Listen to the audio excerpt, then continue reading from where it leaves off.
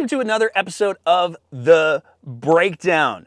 Today is March 23rd that we're recording this. You're probably watching this not on March 23rd because there's editing sorcery that has to be done.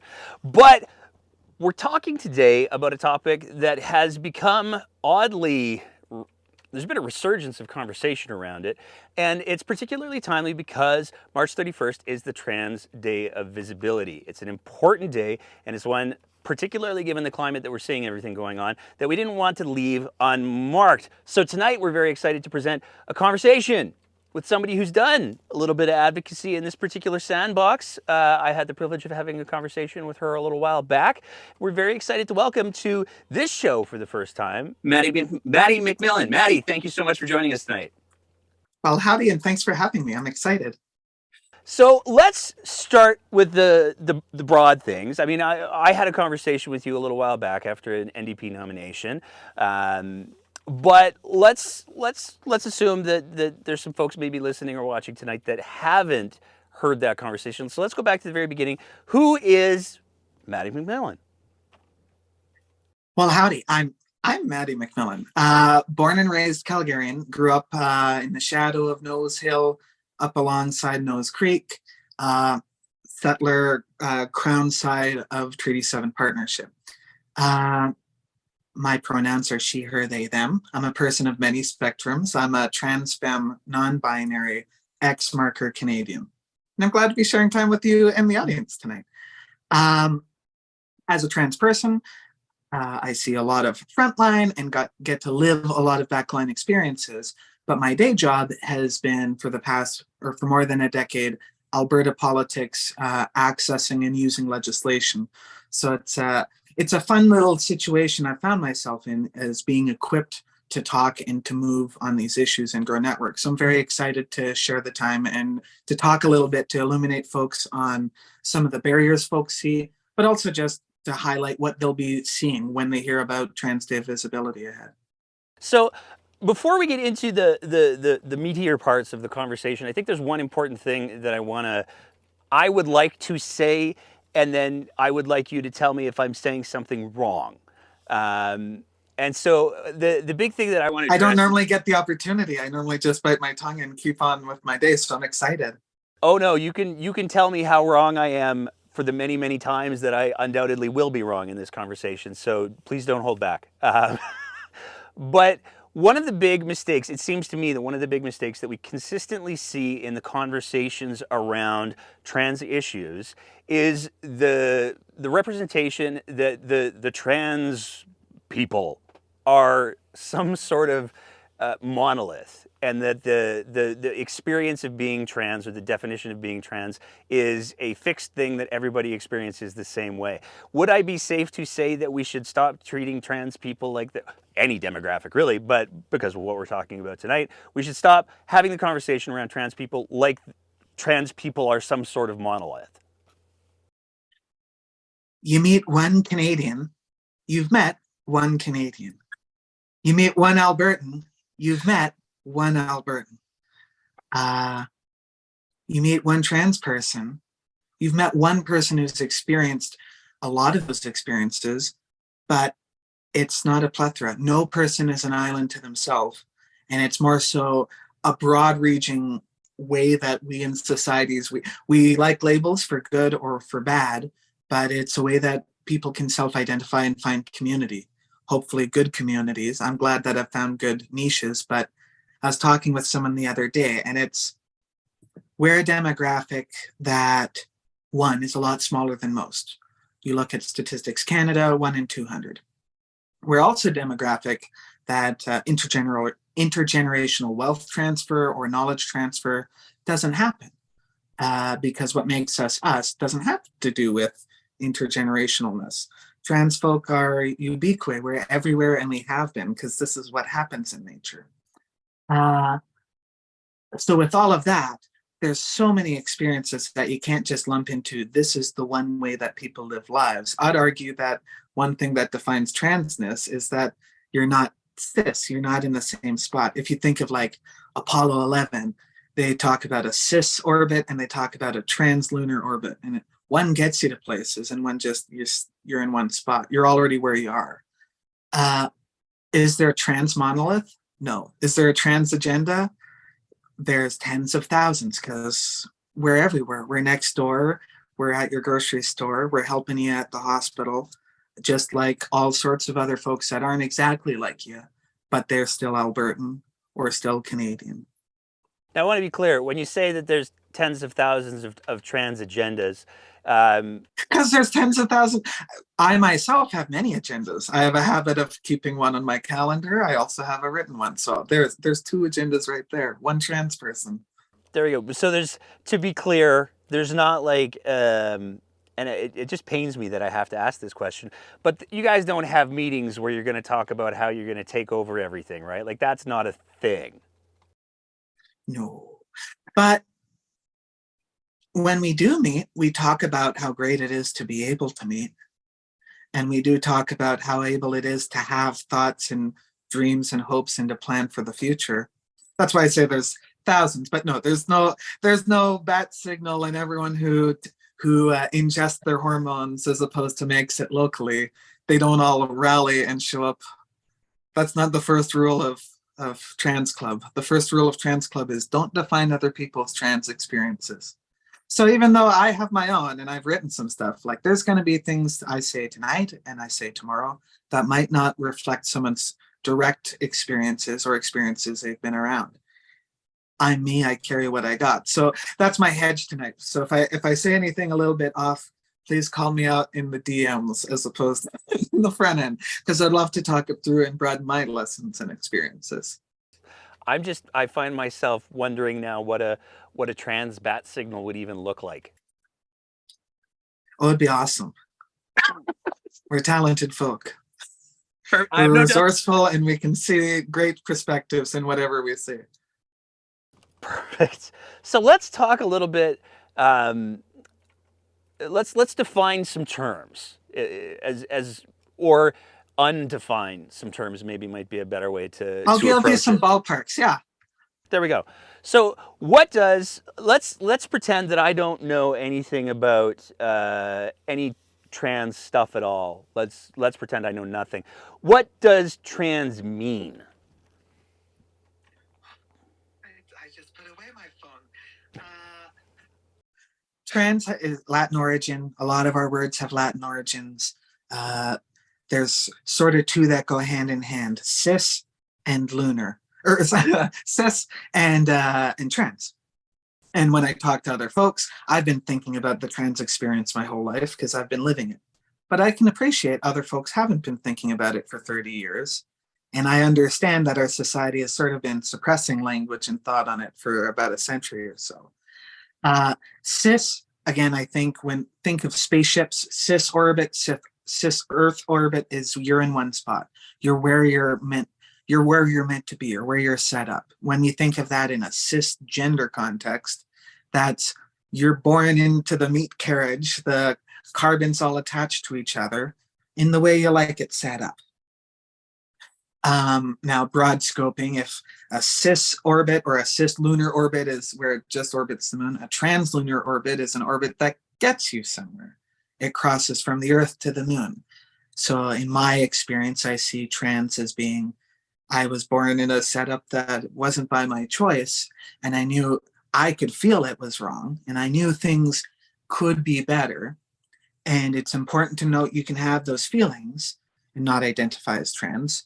You can have those feelings, identify as trans, and not take outside affirmative action, whether that be because it doesn't matter why. Everyone has agency.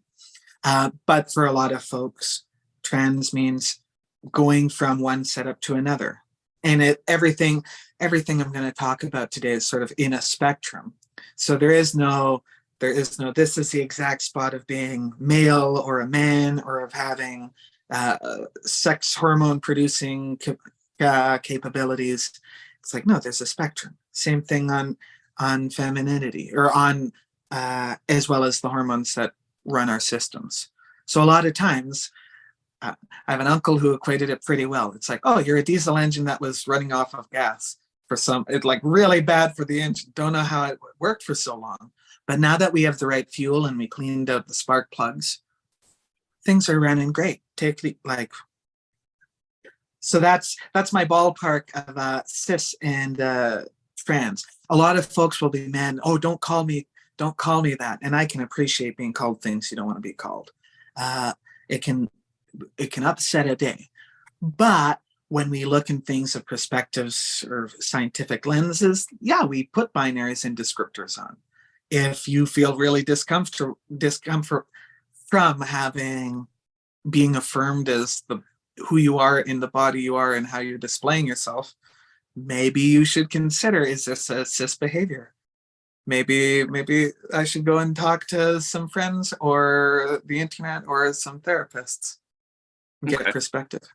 Do you think part of the reason why some cis people have a difficult time wrapping their heads around what it means to be trans is because it is, cis is, correct me if I'm wrong, by definition, largely binary. So you're either male or female, and that's the equation. And if you came that way, you stay that way, and that's what that is. And what you're describing is this not binary, where But let me try and that isn't to say that everyone is spread out and there's a ranking and you can put everyone on earth in a lineup and who is the manliest. That's not, there are clusters of folks, and like as we said earlier, like labels have strength in building community, whatever that community is. And they can also hurt communities by being applied. But in a world where there's many ways to be a man, in a world where there's many ways to be a woman, it could be possible, and I will pitch that things could be a spectrum. And spectrums change at all times. We see it in species that aren't humans. We see it in species that are humans. But for a long time, we haven't looked at things that way. Something that I recently got heckled about is like there's 2 chromosomes and that sort of thing. A lot of our science has been boiled down. And if you look at internet or professional and high level sports, they used to do a lot of these tests and they stopped doing it because people realized, oh, human bodies are way more complex. There is not just 2 setups. Your hips can be 4 common clusters of ways, but there's many ways. There is not a perfect way to be a person aside from being the person that you want to set yourself up to be. I think the metaphor that I got to process it a little bit as you were talking, and I think the metaphor that I was trying to go with is if you think of like the cis folks that have a harder time wrapping their heads around this, they've only ever been exposed to one flavor of ice cream. And it's always been vanilla. Vanilla is a great flavor. It's the most popular flavor of a lot of things. All of a sudden, somebody walked them into a Ben and Jerry's, and they're just like, no, only vanilla. Is that an okay metaphor? Can I use that one? Yeah, I would take it and I'd extend it a bit. For a long time, our world has been set up in a way that there's only one right way to eat ice cream, and it is vanilla, and you will eat it this way. So for folks who've been learned to repress everything, I want chocolate ice cream, or I want whatever, I don't want ice cream at all. A lot of folks have been pushed into a narrative of being safe as eating vanilla ice cream. Using this method, I like vanilla. But now we live in a world where there aren't those constraints. And a lot of people see, well, a life without the rails is not the right life, and that can lead to a lot of trouble, and it's danger, and I care about people, and I got to get the word out. There's this, I think he's an ex-psychiatrist out from Toronto. He's a professor, and he has some YouTubes or whatever. And he gets a lot of attention, Jordan something. He gets a lot of attention for telling people there's one right way to live, and your life gets better when you just fall back into that line. But the thing I think that we don't think about is, how was it so easy for that life to have it so easy? And it's okay, there are consequences to our actions, whether aware of them or not. And when we become awoken to things, we can either choose to go back to sleep like sheep, or we can do stuff about it. So, and there are times that folks can't do stuff about it. You can't change the world that's set up just for ice cream in our metaphor. Or there's times that I didn't feel safe coming out for a long chunk of time, both because I didn't have the character experience points, but also because of the worlds that I saw. I'm glad that I saw there was more of a world of ice cream. For those of you who don't like the ice cream reference and like movies, one that comes up very often is Pleasantville, a world that's black and white, and it's very easy to understand where you fit. And as color comes, some people love all the things they can do and experience and how life becomes even deeper, even if you're not a painter. But there's folks who, this isn't how the world is set up, and it's going to be danger for us. Different is danger, and danger is scary. And when people are scared, they get driven a lot more by their body as opposed to their heart and mind. I have to just comment before I move on to my next sort of question. I think you might have just defined woke in that thing there, and I was told that was impossible. Well, I hope no one takes that and puts it on the internet. I can understand there's a lot of criticism about wokeness. Well, I took the wrong pill. Was I supposed to take the red pill? That has always been lost on me because I'm colorblind. So when people start talking about, red pill, blue pill, my mind has not existed in a space where color is a defining factor of things. So I can honestly never remember which one's the bad one. I would make a terrible Matrix occupant. So long ago, there was this red pill that folks like me long ago, when there was less options for hormone replacement therapies for trans or cis folk, you'd take a red pill. And red pill is estrogen, and you can take it and it can change your life. Or you can choose not to take the pill at all and take the other one. Now, over time, like the estradiol I take is a blue pill. So it's actually flipped. If you look at who created the Matrix movies, they have shared experiences. I identify as having shared experiences with them. And they created a whole franchise of, you can live in the world that you're told is right, and everything should work roughly. Or you can make the conscious choice of liberty with all its horrid costs, but all its great liberties. So I find it really funny that folks who don't like being woke, they gotta get an internet connection that's better than what they got now. Blew my mind with that bit in the Matrix because I did not know that the colors correlated with hormones. So that's an anecdote that a lot of people have heard, but I wasn't there. All I can tell you is the pills were red, now they're blue. Sounds good. Let's talk a little bit about some of the other misconceptions that exist. One of the common refrains that is used is, "I don't understand how someone can just choose to be a different gender than what they were born." Let's talk about that word choice, because I feel like, and again, I'm going to defer to you entirely on this, choice probably isn't the right word to be involved here. So, one, there is no answer to this because we live in a country where there's enough liberty of agency. And the only person who has to be aware and willing to act is that person. So with that hedge out of the way, there's many ways and different thoughts of science for folks. But the reality is, if you know something is true on your own, it doesn't matter how much the world is attuned or set up for that to be real or not. It's true to you. It's how you're set up. For folks who can't fathom it, I've heard a funny thing of like offering pills. I'll give you some of my hormones, and most people would be like, "No, thank you. I'm in the setup I want." There's jokes of like, if you're cis people don't think about being trans every hour, every waking day. It's just because they're already set up how things are. So if the question is, what should you say to cis folks who don't understand what the discomforts could be? Tell them to celebrate that they were born and they're set up and they're ready to go at the get-go. Now, there's a lot of strengths in being trans whenever you realize or come out or however your paths go. Um, but normally you get a lot of different experience points before you get to live as yourself. And not everyone gets to live as themselves, even when they try. Uh, Another way of looking at it is, I don't know if you've had, and this is more of a parallel or this is a story to convey a point rather than any truth.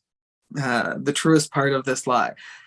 Uh, you're in a world where a new technology opens and you can now see another part of the world, and someone has had the very similar experiences to you, things that you never thought were true, or you were told were never true, things that when you were close you either shied away from or were forced to shy away from because that world wasn't set up, but you know it can happen elsewhere. um, that's sort of what it's like. Now, the joyous part is being in Canada. We're in that spot that people like me can live like me. Another country this week banished homosexuality. Not every trans person identifies as homosexual. Some are hetero, some are pan. That's about who you interact with and how you like interacting, as opposed to who you are, as opposed to what your meat carriage is set up as, what all those little carbons are set up together. I hope that gives a little bit of context. Can I explore one of those many allegories? Yeah, I think it does. But what I'm trying to get at is the notion that there's this notion that it's a choice of convenience. And you know, I just woke up one day and I decided, you know what, I'm not gonna be in. I don't want to be in this meat. It's not even I don't want to. I'm just gonna choose to redecorate my meat carriage. Because it's a day that ends in Y, and that's the only reason. It's not that simple, and I think that what I'm trying to explore a little bit is, for my understanding, is that for a lot of people who identify as trans, wherever they are on that spectrum, it is a deeply internal, something's not right. Like, this isn't, I'm not in the meat carriage the way that I'm supposed to be. Am I getting it wrong? I only have my experiences, and I can only use the hearsay of what I've heard say. Perfect. Uh, but you're right. Is it easy? Um, it's a lot easier to just live up to expectations, unless those expectations don't match with who you are. Now, whether you're trans or something else that makes you not match up to expectations, don't matter. Like that, the easy route is to just give in and to be who other people tell you who you are. So it's not, is it an easy thing? No. Well, kids think it's easy. It took me a very long time to be able to say and be who I knew I was. When you see an 8-year-old, when you see a 15-year-old who is openly identifying as trans, you're looking at one of the strongest people you will see that day, that month, that year. It's folks like that that give me strength. And people who come out older, whether my age or a little bit beyond, they have their own experiences, and those experiences aren't the same either. Being in the right, being in the setup or in the direction of the setup you want at different periods and for different durations are going to change things. But is it easy? It gets easier. That's the important part. When you commit to being yourself, it gets easier. That doesn't mean it isn't hard, but when you're moving in a direction that you want to go, at least you have that.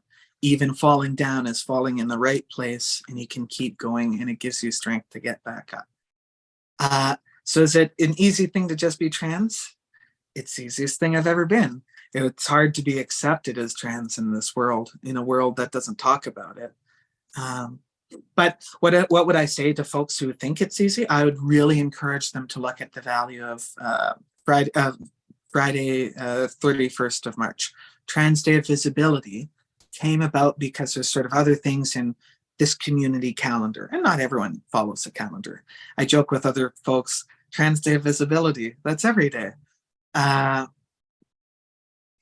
We have Pride Month. A lot of people celebrate Pride, some in different ways. In Calgary, we have Pride Week by Labor Day, front end of September, sort of end of summer, start of getting back to things. At the end of November, there's Trans Day of Remembrance, and that remembers that a lot of trans people die. A lot of trans people die at the hands of others, and a lot of trans people die at the hands of society that sort of forces their hands. We are a demographic that you don't see good things about for a very long time in our current media era.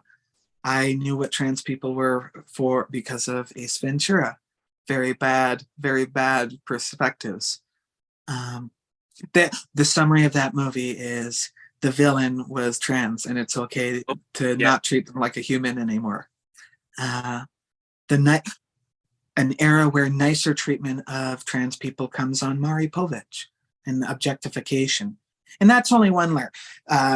I'm sure there's someone screaming right now saying, what about intersectionality? And the truth is, like, I grew up in the prairies in a land, I grew up in boy land and was exposed to a lot of brutal, demeaning perspectives on how women should be treated. And seeing that, one, it tricks your brain into things that aren't true because that's what everyone else says, but it also restricts, well, it internalizes stuff. So internalized misogyny, we're victims and we're beneficiaries of the worlds we grow up in. And for a very long time, that didn't exist. So we have Pride Month, we have Pride Week here, we have Trans Day of Remembrance.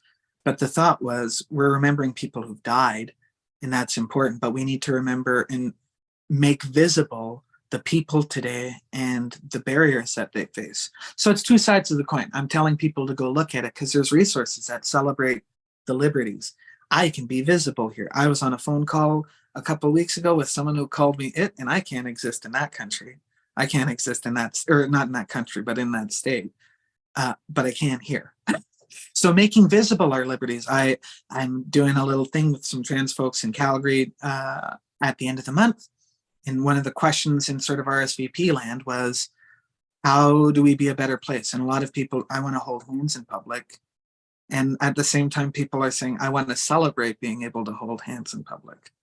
So an extension, the long and short of it is, for folks who don't understand and for folks who think it's easy, Trans Day of Visibility at the end of the month is a great opportunity to see A, barriers that you might never have known existed, and B, how you can help, how you can improve a day. It's like when you hold a door open for someone, you know you're helping them in that situation. I'm sure in your life you've held a door open long enough that someone benefited and you didn't see it. What if you can find more of those doors to hold open when it costs you nothing? Because it can change a lot of people's days. And it means the more that we lean into trans visibility, the more we see trans adults thrive, the more kids live. And the less folks that we have to remember at the end of November. I want to talk a little bit about one of the other areas that we see. I'm trying to use diplomatic language and not use profanity, but we see some, let's say, resistance, and in the more mild cases, and certainly some more offensive attacking, has to do with the use of pronouns. So, I mean, it's always struck me as kind of a silly thing for people to get upset about. Like, why do you want me to use this pronoun for you? Like, if the most oppressive thing that I experience from another human being is them saying, please use the right terminology, I'm doing okay. But taking that aside, why are pronouns important? They let us communicate, and not just the words themselves, but when I set an expectation of what my pronouns are, when I want to engage and build and collaborate in conversation, someone who actively chooses to disregard the map that I made to win me over, that's red flags. And that means the communication is going to be poor because of a choice to not use words that were said. This is how you communicate. This is my comms frequency. This is what I'd like being called. If that can't be respected, you can't collaborate as easy. I feel amazing. I can't imagine how many English teachers are just boiling over with rage for how many times, how many years they've taught people about pronouns. It's just, this is what happens in sentences. This is what happens when we put pronouns ahead of nouns when the nouns have significance, or when they go attached. In some languages, all things are gendered, but English has its own setup. Pronouns are important not just for communication's sake, but they're also for our identity, but also as individuals, but our identity as a society. I don't want to live in a society where someone else assigns a label to me and I have to live by it, period. That's not just me because of me being trans and lived experience. That's tyranny. That's that Jordan guy we were talking about. There's one right way to live and it has been declared and you have nothing to say about it. That ain't liberty. That's tyranny. That ain't freedom. That's freedom from liberty. That's freedom from communication. That's freedom from collaboration. So when I hear people purposely, like, to me, when they give purposeful mispronouns, all I know is that they're missing out on an opportunity. And not only are they missing out on an opportunity for them, they're wrong footing every other person I'm going to interact with that day. It's not my choice, but if you get a shake of a pop can, you don't know how many shakes it is when you come time to open it. And folks purposely wrong footing people from participating in society is going to lead to all sort of foment if we apply this lens to other groups of people. But right now, I don't know if it's the demographics. I don't know if it's they got good Twitter algorithms, but it's a brutal part of humanity that's showing that could have been solved in English class. It ain't your business what other people's pronouns are. It is your business how you choose to collaborate or just stay clear. Ain't no one. I'm not walking down the street forcing people to say diddly to me. It's, and you used a word that I think is really, really for me important to highlight. Where you were talking, no, not that one, the purposeful one, and I think that that's a really important piece, because I think that there's this perception that if you make a mistake, that you are going to be vilified, or that you're going to be held up in the court of public opinion, and everybody's going to go and say very bad things about you. There is a tremendous difference between making a mistake and being, I'm just going to be a jerk, and I'm gonna try to reassert my worldview over yours because I am a scared, insecure human being. What would you say to people who are afraid of making mistakes when it comes to pronouns? It's going to happen. People say they misstep all the time. Sometimes they know they misstep, sometimes they don't. It's going to happen. It's not so much the focus of when you stumble, it's what do you do after the stumble? Do you go into a stride? Do you let it take you down? Do you go into defensive mode? And it's hard. It can be hard. Again, I made the line like, again, I'm talking my perspectives, and that's informed by my experiences. But I've known people all my life. And some of those people were misinformed what my pronouns are. And I don't see those people every day, and they're not in my head every day. So sometimes something that's been entrenched into them, and I see the heartbreak in their eyes of, I don't want this person to think that I'm malicious or destroying them. And at times, like, I'm not giving an off the hook thing. It hurt. It can hurt. It can hurt saying who you are and then seeing someone who you love do something that hurts your feelings. And you've said it hurts your feelings because it's not matching who you are. But the truth is, there's context, and you can't expect people to be one exact right way all the time, because that's what Jordan and the Tyrants want. Um, Yeah, I mean, it's. I have a very close friend who is trans, and I knew him before he transitioned, and he has been spectacularly generous with me in regards to, you're telling a story about a thing that happened before, and because in your head the story involves that person as they were before they transitioned, it's easier to make a mistake, and it's just a mistake. It's not a malicious thing. Um, and I think that there's a, I've done a lot of work to try to be proactive, and I've asked questions, which I think this is where I'm going to ask you another question. But I think asking questions is kind of important. How should people ask questions when they have them, do you think? Speaking from your own experience. Good question. Uh, I'll give an answer for 90% of people, and it's okay if you're not equipped to do this. If you have questions, go to a computer and type google.com. Okay. Like a lot of other groups that the world is not set up for in current setup, trans people be busy. We got stuff to do, or we got recovering to do. And although, like, there are times that I feel comfortable sharing my experience because it's useful for me personally, there's times that it's helpful for giving a greater context, and there's times that I don't want to talk about it. It's horrible living in a crisis moment and then having to give the director cut narrative to the person causing the situation to you. They don't know that they're in the scene, but gosh, I don't have time to live as a human and to explain to you things that you can find elsewhere. And maybe it's leaning and expecting too much from this group. I've been guilty of that in communities I identify with, and I've been guilty of that of communities I have friends with. Um, don't expect a yes once means a yes always. Seek out consent where you think that, okay, maybe there's a window. Don't open with demanding. Don't open with expecting. Open with honesty. I'm confused about this. I want to know about this. Use words like what and how. Don't use words of why.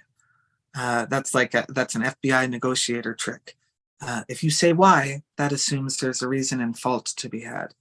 I don't want to put fault. I want to know what is causing this. How do we overcome this? Not why does this happen to you people? As an example, words have meaning, even if we don't agree that words have meaning. Words have meaning and words have impacts. It's important to ask questions. I want to flash back for a second, talking about flashbacks.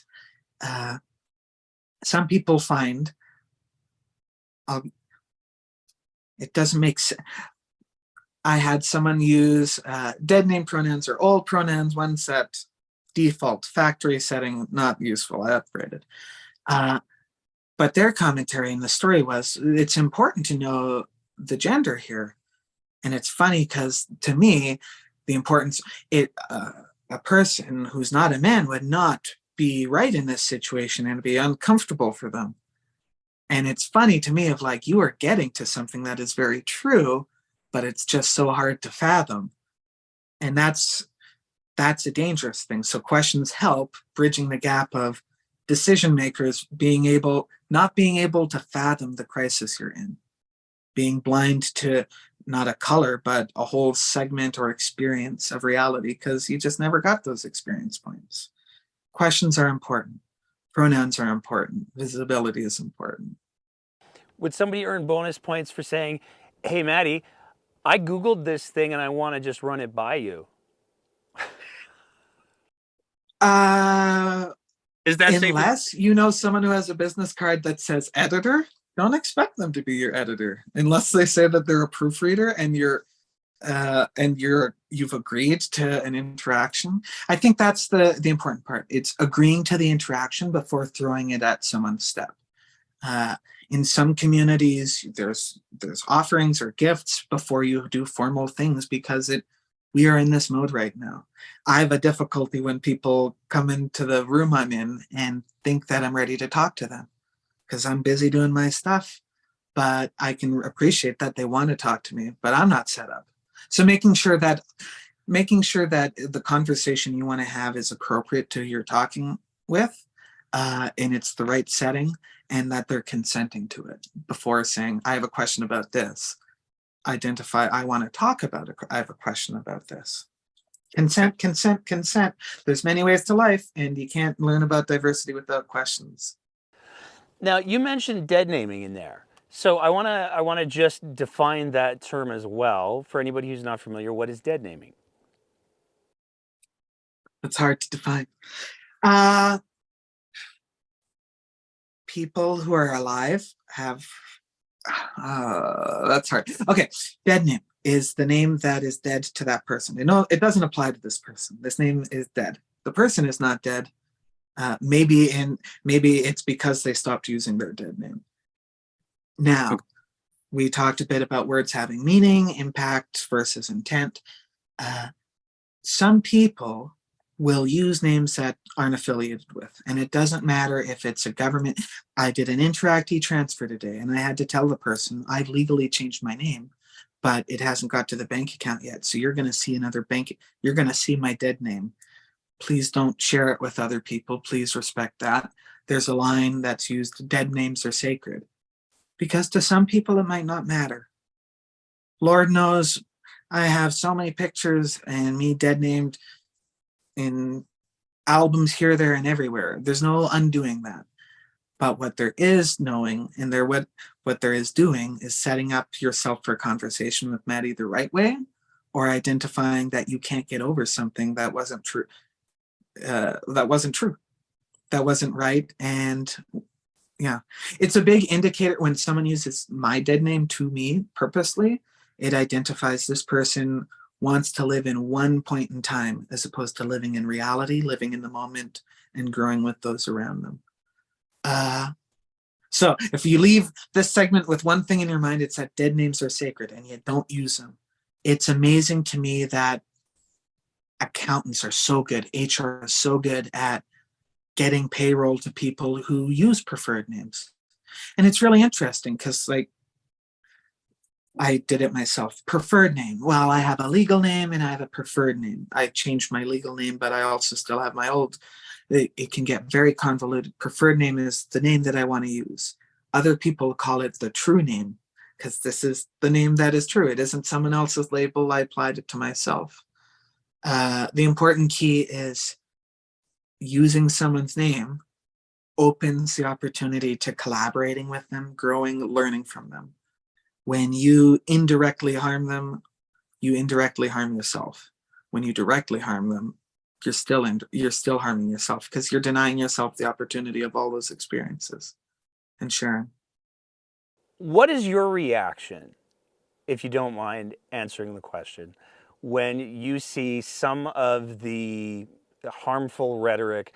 I don't know why it's coming back so bad. I honestly don't. That's one of the things that I've been trying to figure out for the last couple of months because we have seen such a resurgence in what I would quite comfortably personally call hate speech that has been viciously directed towards the trans community. And I think it's important to highlight a lot of it is just straight up lies. And we're seeing these lies being amplified by media, organizations. I don't know that there's a whole lot that can be done to stop them from doing what they're doing other than to talk about what the impact is of that rhetoric. So if obviously I don't want to push you to anywhere you don't want to go, but if you could just maybe talk a little bit about, what that experience is like for you, what seeing those things is like for you, maybe some people will hear it. Yeah. How do I feel when I hear hurtful things about me or people in general? Bad. I feel poorly. And sometimes people mean it purposely, and sometimes people don't mean it maliciously. They're just ignorant. They don't know. But that doesn't mean it doesn't hurt any less. There's a resurgence. There's a line that I heard a few weeks ago, and it's true, and I use it. I come from a social science background, history, that sort of political science, that sort of stuff. Liberties that trans folks like me haven't been seen in the world in 100 years. Not since the late 20s in Berlin have people lived so freely as me. We're also living in a period of time of huge economic uncertainty, war and pressures on old systems, uncertainty of who belongs in what groups, and other people are allowed to have liberties. And in history, this bends bad. We live in a world, though, that has access to information, and that's how you overcome that. You can never out yell a bigot. Hate speech, any hate speech, is a lie, because speech designed to spread hate isn't communicating anything worth communicating. So when we see it happen to other people, we have to be aware of it. There's this bystander. It's a balance of, you don't want to be a bystander who does nothing, but you also don't want to endanger the person. Like I understand that paramedics, EMTs, and that sort of boot have to check for their own safety before entering a situation. And there's a lot of personal assessment, but when hate speech is used, it's a lie, and it could be on purpose. So being aware of what's being told to me, why is this being told to me? Sometimes things go poorly in large demographics. I could give you all sorts of conspiracy theories. I can give you all sorts of truths. But the reality is, yeah, there's a lot more of it these days. When things go bad for right-wing autocracies, trans people tend to get blamed. And when you can't blame trans people, you mock people who are drag queens. And you mock that extreme of, I'm not a drag queen. There's a song in my community that goes, I'm not a fucking drag queen. It's a pretty good song. But it's attacking similar things. This has never been here. These people don't belong. We need to see what's being reality. In Calgary, for a point of time, drag queens couldn't read books in libraries. Like, that sounds like what the vets told me at the Legion for so many years. They're attacking a group of people that is easy to attack because other people have stuff going on. Folks aren't malicious. Folks don't like it. Calgarians don't like it. Albertans don't like it. Canadians don't like it. We like our liberty.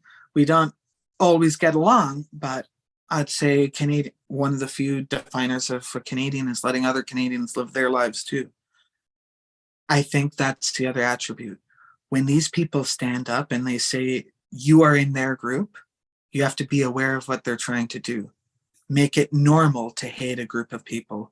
Make it right to say these people are bad and let other people know it.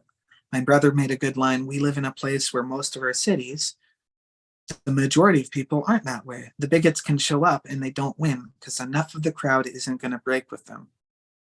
When we hear hate speech, no matter for who, it's chipping away at our humanity because it's designed to bore through and pull you into that camp.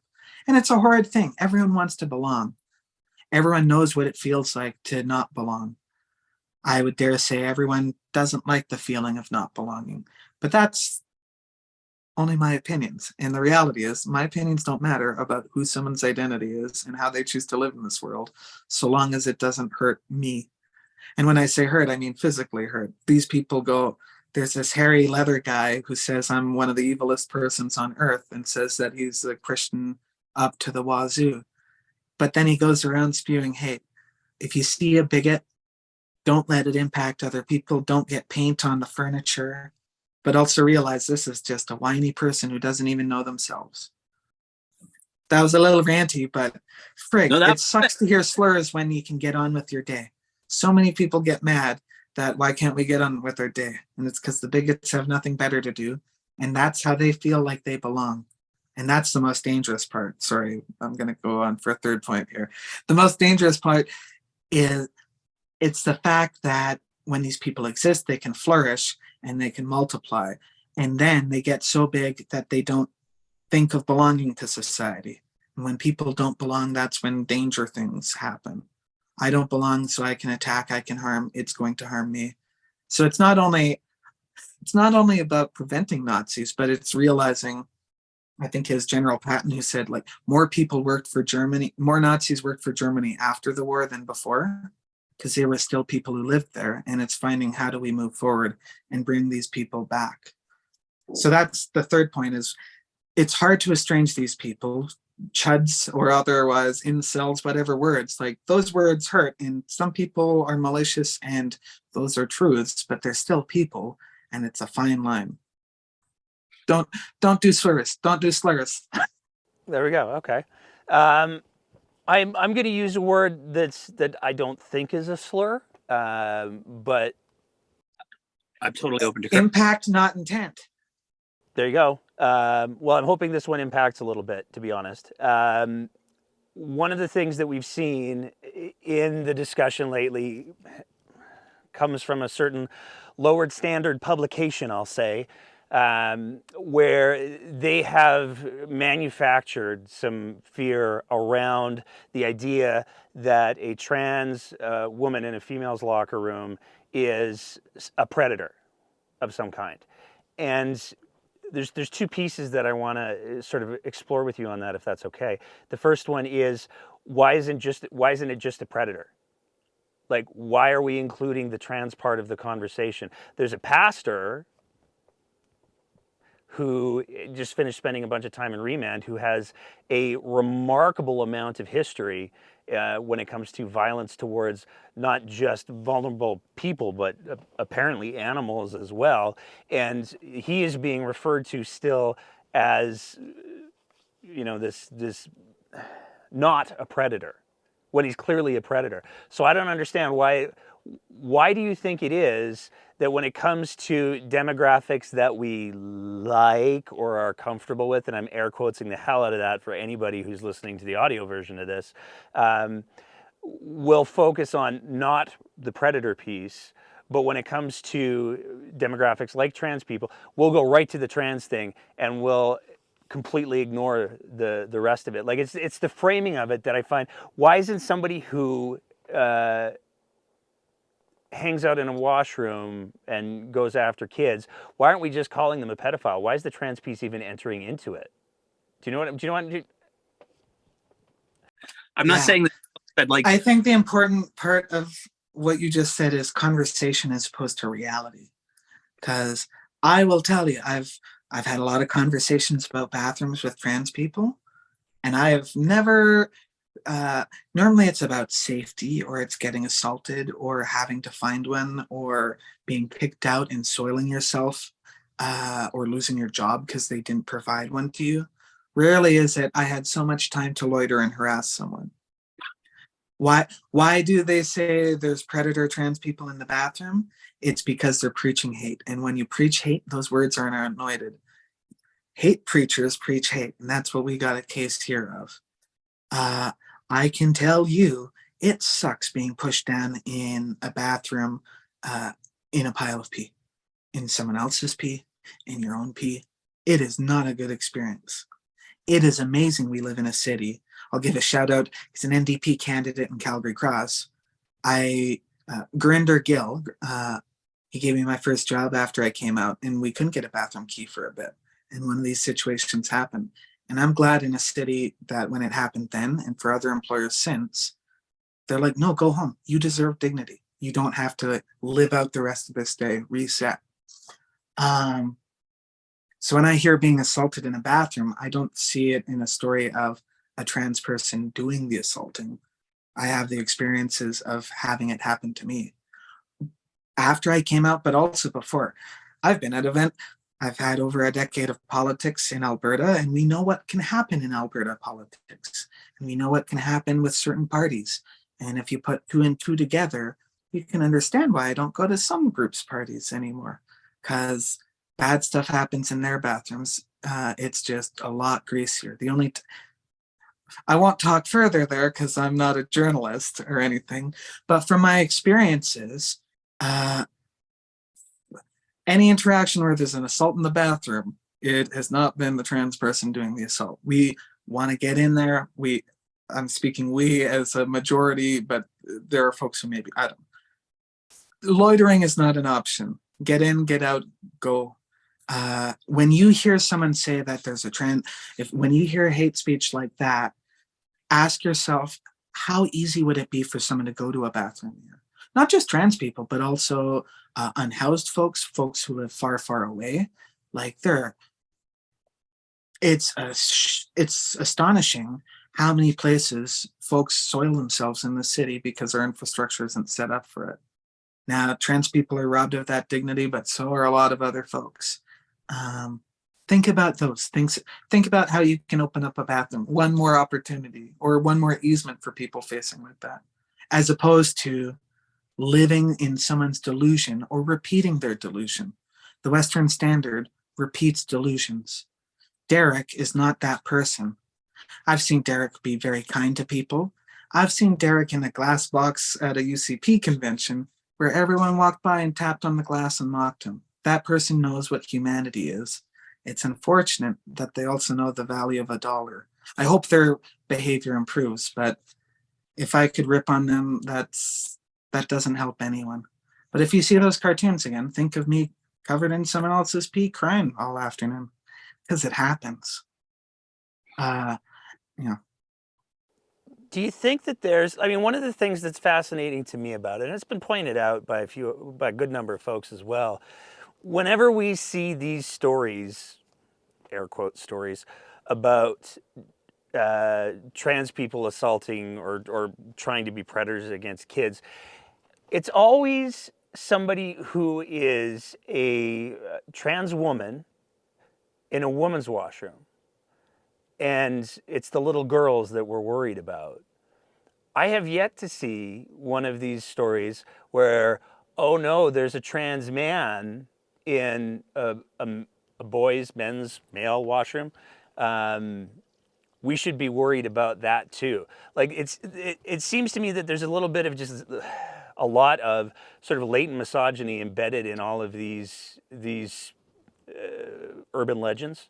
And I think that that's an important part that we have to reconcile with. What do you make of that? Well, I'll open that. It's not my forte or expertise. I can provide some commentary on the matter. If you take a women's ed class or sex ed or diversity, sexuality or gender diversity course, a lot of times they'll point to bathrooms. And I'm going to speak specifically in dormitory setups or for me, a lot of military bases and universities, you have bathrooms. And the men's bathrooms are all set up in a big open spot. Sometimes people call them gangbang showers. Because being a man, for some people, being a man is being seen as like the toughest guy who has no problem of other people seeing their manhood. Whether that's true or not. Women's bathroom, private stalls, private world, not part of public, not on display. And we live in a world that for 100 years built buildings that way and built doors for one type of person and doors for another type of person. And well, if that person didn't look like this, then there's another door and you can't use this fountain. A world where there's one right way to live for each category and we must categorize everything. That's not reality. The reality is a lot of people who want to push that world see folks like me as, how could you, but you had everything. You were a white man. I was not a white man. People saw it that way. I benefited in many ways and I learned of hurdles that I'd only read about before. But people who betray their truth and the only right way to live in the world are going into spaces of people that I don't understand at all. And it's very common that people who have problem with trans people being in bathrooms, any bathroom, because it's realistically, they don't want me in a men's bathroom, they don't want me in a women's bathroom, they don't want me around. And those types of people have a nice Venn diagram that I like to call a circle with people who have grown up or have found a world of misogyny that they like. I did everything right, but the women didn't come for me. Well, maybe that's because they're human beings. And that's how human beings work. well, I deserve this, and the world is wrong, and everything's wrong. And if only this person peed in this spot, everything would be welcome back in my. That's not how reality works. Like, it's great for people to do whatever they want on their free time, to live whatever lives they want. But people who define their world by gatekeeping everyone, they shouldn't be listened to. They're going to ramble all day. We live in an age where they can get together. But if 50 people are yelling at clouds, they're still yelling at clouds. If 50 people are talking about how they tie onions to their belt, they're tying onions to their belt. It's stupid. They can do it. I'm going to do other things with my life. Don't give these people the time of day, but realize when the infection is spreading. And remember, the only way we stop the infection is with love and kindness and acceptance and giving those people a path back. I'll go back to that hairy leather guy. He talks a lot about some good stories from this book that's called The Bible, and they have some really good stories in it. And one is called The Prodigal Son. Went away, came back, was accepted. It amazes me for people who have read so much, they have read so little. Well, there's a lot of different kinds of stories in that book too. One of my favorite pieces of TV ever is 3 Minutes from the West Wing, where President Bartlett riffs on. Let's talk about some of those stories. But it's going back to the one other thing that I just wanted to add is it almost seems to me like the people who are most upset about a trans woman being in a woman's washroom, I honestly wonder if they've ever set foot in a woman's washroom, because y'all get stalls. Like I'm a trans femme non-binary person, but I caucus with the women's bathroom. But yeah, there's stalls. It's private. It's pretty much the same. There's less urinals normally. Well, this is unless it was designed for men and then converted to be a women's room. In men's washrooms, like you said, they tend to be much more open. But in women's washrooms, from the ones that I have been in, by professional requirement, let's just be clear. Accidents happen there. There's a lot of slip and falls. Like, thank goodness paramedics go help people as opposed to be worried what someone on a street corner is going to go and yell. It's brutal that they're going to be yelling, but at least you help that person. But there's walls and doors and stuff. Like, I can't think of it's so much. Women's washrooms are so much more secure than men's, and so it's telling to me that you have largely men who are getting largely upset over trans people being in the washrooms that they caucus in. I don't think we need to define it as largely men. It doesn't matter what gender identity they have. It's like they're just greasy people. Like they don't want other folks to go to the bathroom. It doesn't. I don't care if they're men or women or identify in any other way. It's like we don't need to defining these people as men says that men should behave this way, and that's not what being a man is about. I'm no man, Lord knows, but that ain't what the book said, and that ain't what the tutorials I went on said. Okay, fair enough. Let's go back to Trans Day of Visibility. What do you want people to know? How should people, in your opinion, recognize, acknowledge, celebrate Trans Day of Visibility? It's Trans Day of Visibility, not make the trans people you know visible today. There's a common experience, or I've heard it from many people saying Trans Day of Visibility for me is every day. For some people, they don't want to talk about it, and for some people, they do. It's about creating a framework and a consenting framework of, do we want to celebrate this? Because like there are days I think back to experience, I don't want to remember this. I don't want to have a whole day of people celebrating a point that I don't want celebrated, or don't want to celebrate with a broader crowd or whatever it may be. That aside, point two. So point one, it's Trans Day of Visibility as opposed to making specific people visible. Two, I would say there's a Trans Day of Remembrance where we mourn those who are dead. Visibility is about making both the liberties and the joys of transness, but also all the barriers that face. So it's a two-sided coin of, we live in a world where we can unlock all these doors and make sure these people are protected. But we also live in a world where we have laws and all these tools to make sure these people belong and are protected, and they're not. They're not able to get there. So it's that balance. One, don't force on people. Two, uh, two, one, don't force on people. Two, make visible the liberties just as much as the barriers. Three is have fun. I, it's only a day, but see what you can carry through. I'd say throughout the year, throughout your life.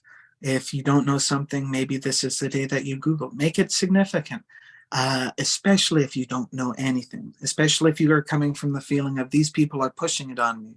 Maybe use this day of realizing what would motivate a group of people pushing an agenda of using other people's names. What would motivate people to stop a sentence and say, no? What would motivate someone walking away from having it all, whether it's being a very, however they were perceived to be who they are? And then at the same time, get greedy. Celebrate. When you celebrate the direct liberty of one person, you're also celebrating the indirect liberty that you enjoy. Because the biggest loss that these bigots are missing out on is how many people don't they get to benefit. They get in the way of having good collaboration or good joy. I work in a land that has a lot of conservatives. 20% get really grumpy and don't want to play in the sandbox. 80%, we have a blast. We disagree on a lot of things, but we get stuff done that we all want to get done, as opposed to being grumpy and just bitching all day about burr, burr, burr, burr, burr. Okay. Anything else you want people to hear? Anything else we want people to know? Any messages you want to get out there? The floor is yours. When trans people thrive, trans people live. For every person you know that's visible, there's probably a person who's not visible.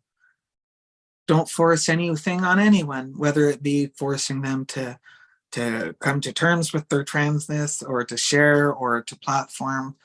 But also use it as a perspective that, like, we live in a place where if someone says who they are, believe them and treat them that way, as opposed to ex-professor, no professional association certificate who says there's only one right way to live. Well, if he believed in that, he should retire because he got kicked out of the one right way to be a psychiatrist. If someone is yelling negatively about a group, whether it be trans or any other group, ask yourself what type of system built a world where they're okay doing this on the street and other people are okay with this driving by. Realize you can't change everything, but realize that you can use this day as a day to go down a new path, or a path that you want to have, a path to hopefully expand liberty for others, hopefully expand accepting and belonging, hopefully realizing some of the barriers or opening doors where you can, or giving stage and space. I'm a member of this club that I really believe in. I was talking to some friends about us being very visible with them, and they were there and they're appreciative, but they also go in front of the line. So it's like, okay, that can happen in any group or any sort of. Sometimes being a good ally or being a good cameo is using the opportunity you have to afford someone space to breathe, to stand up, to grow, or however that may be. But you can't force that on others. That's the narrative. Trans Day of Visibility is living in a place that can promise so much, that has the opportunity to live up to all of those promises, and that you don't have to experience any of that to know that you've liberated another human being. In places in this world, it is against the law to be who you are. People luck out in those countries to be born in a setup that's lawful. We live in a place that woke up and has made a lot of errors in how it treats people, but focuses on getting better. So happy Trans Day of Visibility. There we go. Give money to a trans person. That's the other thing. I've been told to, if you see trans people, give them money on that day. Okay, I did not know that one. Well, we're seeing if it plays. That's so. There we go. Mattie, I want to thank you so much for taking the time to chat tonight. I got to say, you have a gentleness and a compassion in the face of some pretty remarkable adversity and hatred. It is always really humbling for me to see how people who have, in many ways, an uphill battle to deal with, people who are just insecure and hateful, do so with grace and dignity. And I just props. That's all I got to say.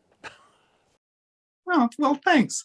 I'm glad to live in a world where we're able to bring folks together and to bring audiences and listen. I'm really appreciative of you sharing the platform, but also the listeners for tuning in. You bring perspectives that I don't know if you agree with or you disagree with, but you bring them to the fore and you let them be spoken about. I'm glad that I got to pitch things that'll improve my world, but I know that every time you air, you're improving things. Oh, well, I don't know about that, but I think this episode might. Thank you so much again, Mattie. Thank you. And thanks, the audience.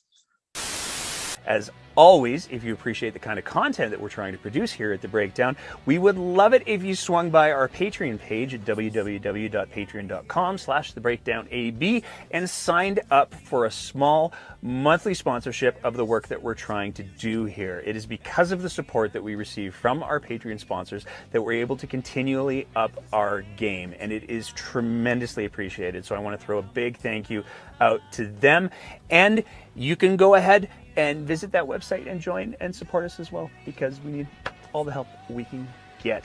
Thank you so much for your attention. Thank you so much for listening and being part of these important conversations. And we will see you next time on The Breakdown.